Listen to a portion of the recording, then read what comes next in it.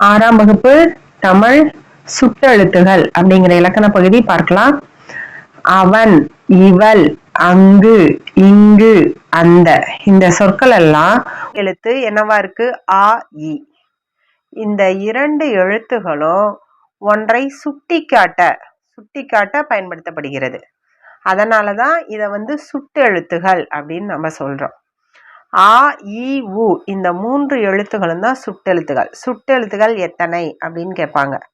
சுட்டெழுத்துகள் எத்தனைனா 3 எழுத்துகள்.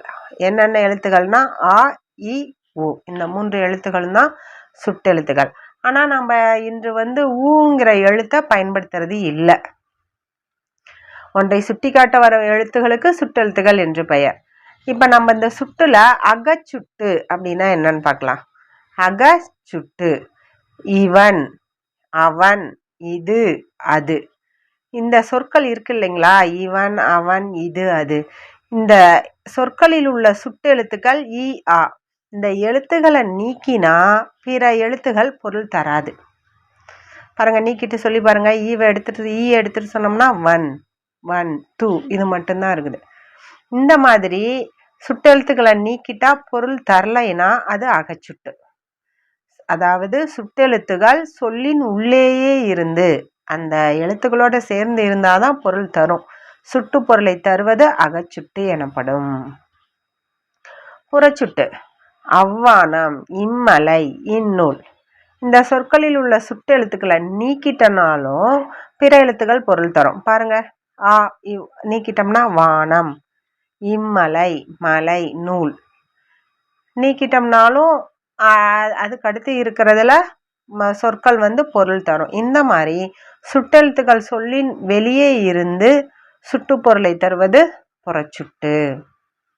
அடுத்தது நம்ம பார்க்கறது அண்மை சுட்டு. அண்மை சுட்டுன்னா என்னதுன்னா அண்மை. அண்மைனா அருகில்னு அர்த்தம். உங்களுக்கு தெரியும். இவன், இவர், இது, இவை, இம்மரம், இவ்வீடு இந்த சொற்கள் நம்ம அருகில் உள்ளவற்றை சுட்டு, அருகில் இருக்கிற பொருள்களையோ இல்லை ஒரு மனிதரையோ அவன், அவள், இது அப்படின்னு சொல்லி இது, இவன், இவர், இது அப்படின்னு சொல்லி அண்மையில் இருக்கிறதுக்கு என்ன எழுத்து பயன்படுத்தணும்? இ. இதுதான் அண்மை சுட்டு. அண்மை சுட்டுக்குரிய எழுத்து என்னது? இ. அடுத்தது சேய்மை சுட்டு.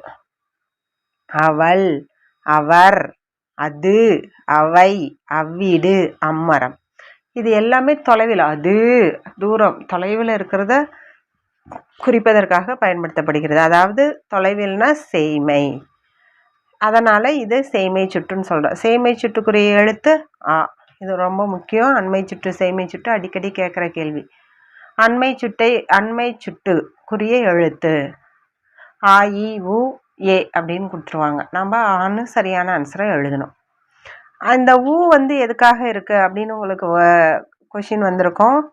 அருகில் உள்ளவற்றிற்கும் தொலைவில் உள்ளவற்றிற்கும் இடையில் இருப்பதை சுட்டி காட்ட ஊங்கிற எழுத்தை அந்த காலத்துல பயன்படுத்தினாங்க. அக்காலத்துல. இப்ப பயன்படுத்துறது இல்லை. உது, உவன் அப்படின்னு சொல்லிட்டு அந்த காலத்துல பயன்படுத்தினாங்க. நன்றி.